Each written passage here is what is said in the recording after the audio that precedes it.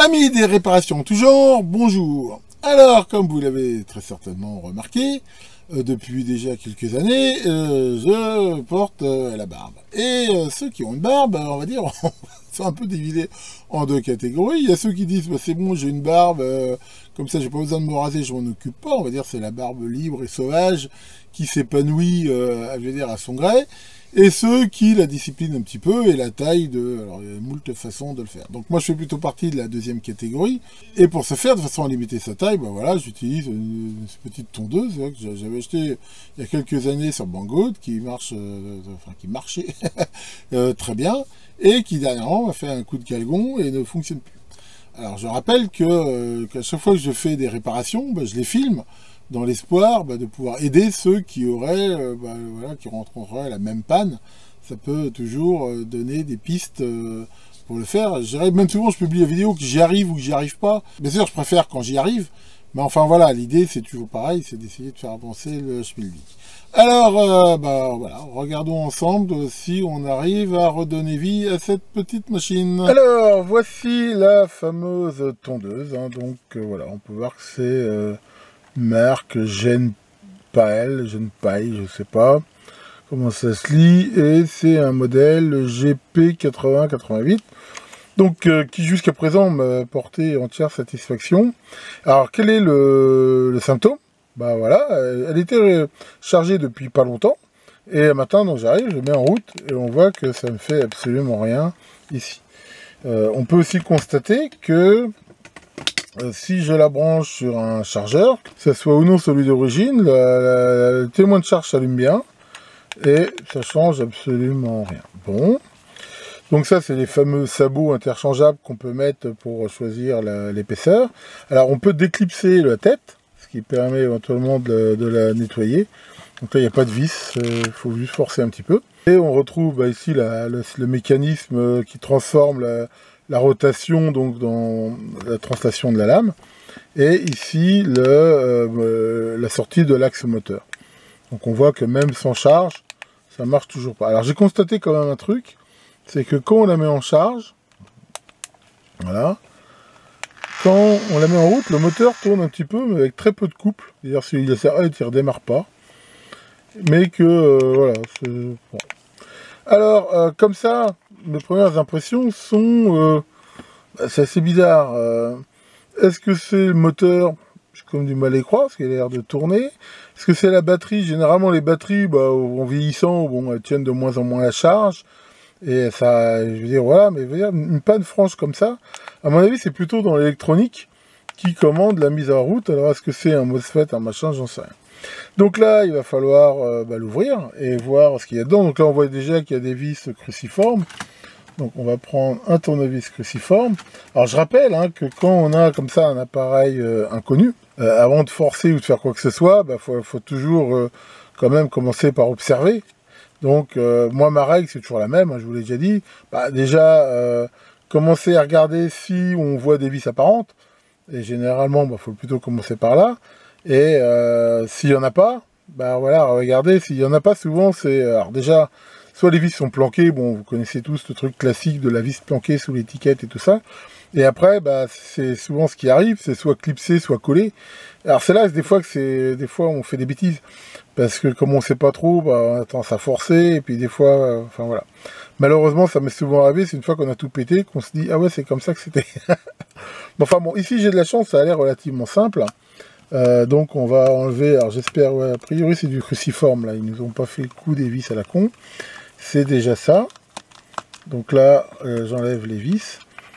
Alors pareil, quand vous démontez, là je filme, mais je vous l'ai déjà dit aussi, quand vous réparez quelque chose, ça peut être une excellente idée de temps en temps de prendre des photos, ce qui permet éventuellement de voir voilà, où allaient les pièces ou comment c'était foutu. Surtout que maintenant on a cette chance qu'avec les téléphones et tout ça, c'est très facile de prendre des photos, ça coûte rien. Voilà, donc là, une première vis là. Bon, on s'aperçoit qu'il y a quand même quelques poils qui sortent. Pourtant, je l'avais nettoyé, mais bon.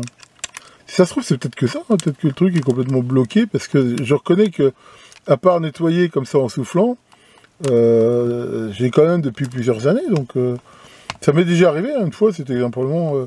Enfin, c'était pas sur une tondeuse, mais sur un truc, c'était que de la saleté. Enfin, on va voir. Ouais.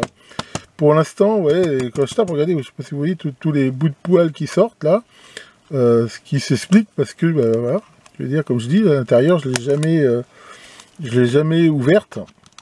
C'est la première fois. Donc là, j'ai enlevé des vis. Donc là, j'ai enlevé les 3 vis. Donc, est-ce que ça va sortir? Alors voilà, bah voilà, c'est exactement ce que je disais. On est dans un cas où, malgré que j'ai enlevé toutes les vis, ça s'en va pas. Donc c'est probablement en plus de ces vis un truc clipsé, donc on voit que ça a tendance à vouloir bouger. Mais c'est vrai que là je vois pas d'autres vis potentielles à enlever, donc à mon avis il va falloir forcer un petit peu et essayer de déclipser. Voilà. Donc là, le problème, ce qu'il faut éviter quand même, hein, j'ai déjà dit aussi, c'est là on peut être tenté de forcer avec un tournevis plat, mais souvent ça fait des marques. Alors je vous avais montré ça dans un QDN, un outil spécial pour ça, il faut juste que je le retrouve. Bon, voilà, j'ai trouvé ce truc là, je crois que c'était fait justement pour ça. On va essayer, donc là je tire, on voit que ça s'écarte un peu, je pense que c'est clipsé, voilà, impeccable. Donc là, il y a tout ici qui vient. Alors en effet, on peut constater que c'est plein de poils de barbe. Donc la première chose que je vais faire déjà, bah, je vais nettoyer ça avec un peu d'air comprimé et voir ce qu'il en est. Voilà, alors j'ai enlevé un petit peu tous les poils de barbe là, qui s'étaient accumulés au fil des années. C'est bizarre d'ailleurs, ce qu'on voit, ça a l'air d'être relativement étanche. J'ai pas trop compris par où il rentrait, mais voilà. Les poils coupés, tout ça, c'est les cheveux, c'est un peu comme la poussière, on a beau faire gaffe, ça finit toujours par rentrer à droite à gauche. Alors, qu'est-ce qu'on constate? Après, j'ai aussi vu que voilà, c'était un petit peu sale sur le circuit imprimé, donc j'ai fait quoi? J'ai mis un coup d'alcool isopropylique, un coup de brosse. Alors, il y a quand même quelque chose qui saute aux yeux tout de suite, c'est cette partie ici qui est assez oxydée. On voit que la batterie est branchée, soudée, là on la voit en dessous, entre ces deux plots-là. Là, on a les fils qui arrivent du chargeur, et là, le moteur. Alors, la première, comme ça, piste qui me viendrait à l'idée, à voir ce truc-là, et surtout que la soudure, là, a l'air pas mal oxydée, bah, ça serait que ça soit oxydé, ce qui fait que ça fait une sorte de résistance qui est très forte, ce qui fait que la tension s'écroule dès que on veut mettre en route. Alors, j'ai déjà regardé, la première chose à faire, bien sûr, c'est de regarder la tension de la batterie. Donc là, j'utilise, attendez, je vais essayer de filmer un petit peu pour qu'on voit. J'utilise donc mon multimètre, hein, donc en mode voltmètre, et on va déjà regarder la tension de la batterie. Alors, allons-y gaiement, donc ça doit être entre ça et ça, et on voit qu'on a 1,6 volts, ce qui est quand même pas beaucoup, à vrai dire, pour une batterie. Alors justement, par contre, est-ce que c'est pas justement un mauvais contact si je mesure directement au cul de la batterie, là, en prenant là, combien j'ai? Voilà, on voit que j'ai 2,6. Alors que là, j'ai déjà... j'ai la même tension. C'est déjà plus fort, mais c'est quand même assez bizarre. Donc, bon, a priori, on mesure quand même une tension qui n'est pas quand même très élevée, mais j'ai quand même un doute que ce soit la batterie. La soudure, quand même, là, on voit, ça a l'air d'être bien oxydé. Et parce qu'on voit que la masse là, elle passe sous ce composant là. Là, on voit aussi qu'il y a une piste qui est assez oxydée, qui arrive là où a priori on voit que c'est ça là. Ça c'est probablement le transistor, MOSFET ou bipolaire, qui derrière commande le moteur, qui après on voit lui est branché ici par rapport au plus. Bah, il y a déjà un premier test qu'on peut faire, c'est court-circuiter là le moins de la batterie. Ici avec le moteur, ça ne devrait rien endommager, et regardez si ça fait tourner le moteur. Alors, allons-y, allons-y. En gros, je vais court-circuiter le moins ici avec la batterie. Voilà, et on voit que ça ne fait rien tourner du tout. Si c'était le transistor qui serait HS, ça ferait quelque chose. Donc c'est quand même assez bizarre. Alors, ce que je peux faire, je vais déjà dessouder ici la batterie, refaire les soudures et remplacer la batterie par une alim et regarder si ça marche. Ça va déjà nous permettre d'avoir une idée. Alors, pour info, qu'est-ce que je viens de faire? J'ai démonté ici le circuit, donc on voit ici la batterie. Et, bon, c'est pas facile de le filmer, mais en fait, j'ai mis ma charge électronique aux bornes de la batterie. Donc il donne bien 2,7 volts, et on voit que la batterie, elle est censée donner 2,4, donc elle est bien chargée. Et j'ai demandé à ma charge de me donner 500 mAh, et quand j'ai pris comme ça au bord de la batterie, quand j'ai tiré la charge, la contention s'est quasiment pas écroulée. Ça montre quoi? Ça montre que la batterie ici est bonne. Donc ça veut dire que la panne ne vient pas de là. Par contre, on a vu que quand je court-circuite ça avec le moteur, le plus, apparemment il tourne pas. Donc ça me pousse quand même très fortement à penser quand même qu'il y a bien ici un problème de contact. Alors, on va réessayer. Donc là, je vais carrément, voilà, court-circuiter le moins du moteur, voilà, avec le moins de la batterie, vu que maintenant j'y accède plus facilement. C'est pas tellement évident. Ah, voilà. Voilà. Voilà. C'est-à-dire que là, quand je prends directement sur la batterie, on voit que le moteur il tourne bien. Voilà. Alors que quand je prends d'ici, là, c'est-à-dire de la borne qui est là, manifestement, il n'y a rien qui tourne. Donc, ça me prouve quoi? Ça me prouve que, on voit bien ici, c'est tout oxydé, que c'est cette soudure là qui est complètement pourrie. Donc, je vais dessouder, nettoyer, et on va voir si ça... Bon, alors, au grand mot, les grands remèdes. Alors, ce que j'ai fait, là, j'ai dessoudé la pôle de la batterie. D'ici, j'ai enlevé l'excédent de soudure. Alors c'est sans doute la soudure sans plomb, j'ai dû chauffer assez fort le fer là, à 380 degrés. Alors petite astuce que je vous rappelle, c'est si vous mouillez avec du flux, là c'est du flux 45 de chez BMJ, de la tresse à dessouder, ça améliore énormément dans des cas comme ça. Alors on voit que j'ai gratté ici la piste, qui n'a pas l'air mal mais qui a l'air quand même assez oxydée. Donc ce que je vais faire, vu que j'ai la place, je vais carrément souder ici ce bout de fil isolé dessus, voilà, comme ça va faire carrément un gros shunt, et voilà, vu l'épaisseur du fil, là, ça passera des ampères. Hein. Alors, allons-y, donc je vais réétamer déjà les pistes. Donc là, je vais prendre mon fer, peut-être baisser un peu la température, voilà, et de la soudure. Voilà, donc ça va déjà bien améliorer ici. Donc là, voilà, on voit que ça s'étame assez facilement, hein, une fois que j'ai gratté le vernis épargne. Voilà, et là, pareil, je vais bien étamer.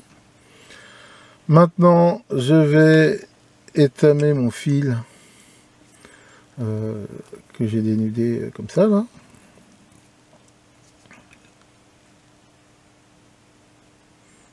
J'essaye pour une fois de faire des efforts de cadrage.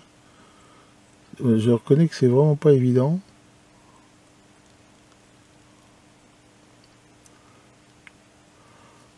Je fais pour le mieux. Bien sûr, ça chauffe dur. Je vais peut-être baisser un peu mon fer. Là, il est à 360 degrés. C'est déjà beaucoup, mais bon. Alors pour info, j'utilise toujours moi de la soudure, j'utilise toujours hein, de la soudure à l'argent BMJ. Donc là, on va déjà pouvoir souder le fil là sur le PCB. Voilà. Et venir se reprendre là. Voilà, ce qui fait que ça va faire vraiment un shunt. Et si la piste est un peu faiblarde ou oxydée, ça devrait le faire.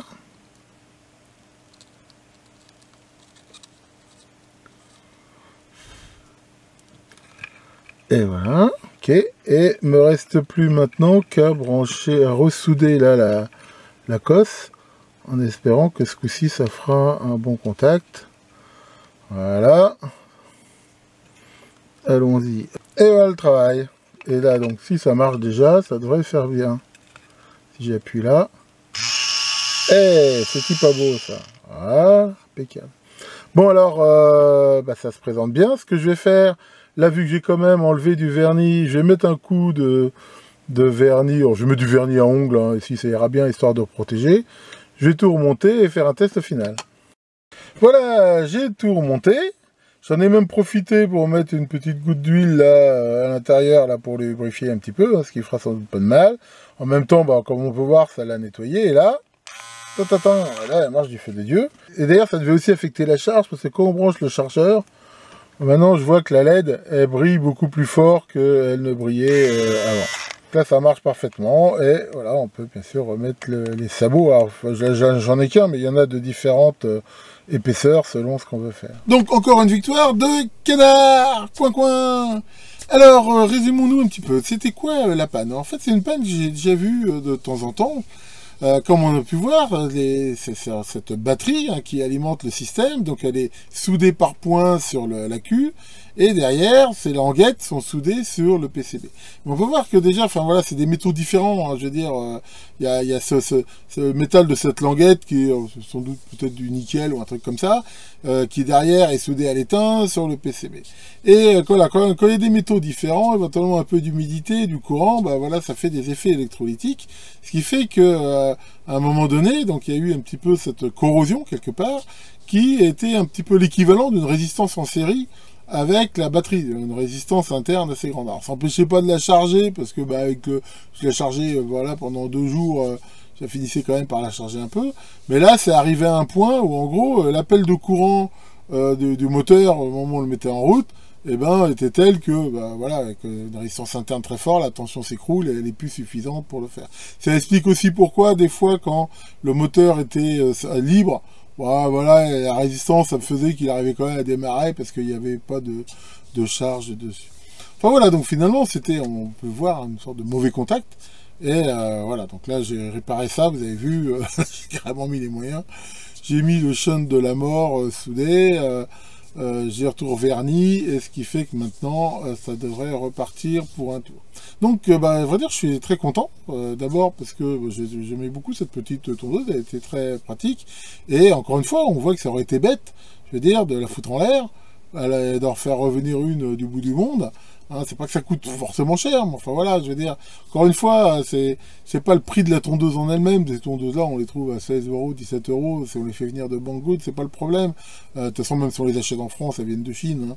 Mais voilà, l'idée, c'est qu'à chaque fois, on regarde que ce coût-là, et on regarde pas tout le coût écologique qu'il a fallu pour fabriquer tout ce truc-là, là, le coût de foutre tout ça en l'air. Alors que finalement, quand on regarde, voilà, c'est une réparation relativement simple.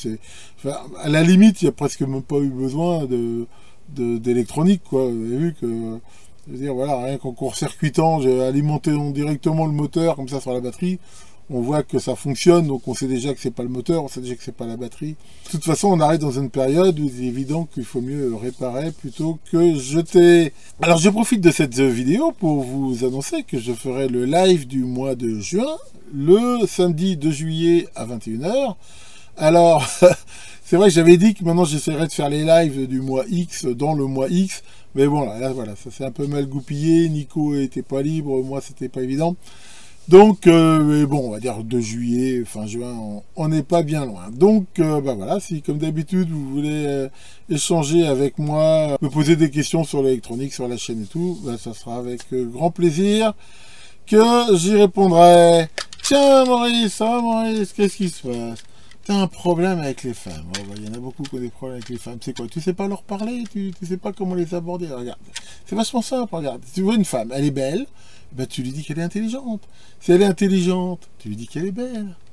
Et si tu sais pas si elle est plus belle ou plus intelligente, eh ben, tu lui dis qu'elle a maigri. Ça marchera toujours. Bon, allez, là-dessus, que le grand coin-coin vous fasse de belles réparations, et à très bientôt pour de nouvelles vidéos.